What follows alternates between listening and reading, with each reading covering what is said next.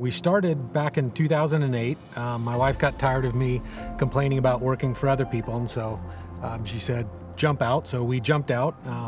We made about 800 cases of our first vintage. We have a lot of fun. I came from an entrepreneurial background, and we just kind of put our heads together, and we're like, one day we're gonna do this and have our own wine label. About 2 years later, we started making the Rockview wines, and we sourced the grapes from up in Mendocino to make a little different style of wine. Richard Leach, he was to me one of the early proponents of kind of big California Chard, and if you've tasted any of my stuff, I make big California Chard, but it's also what I like to drink.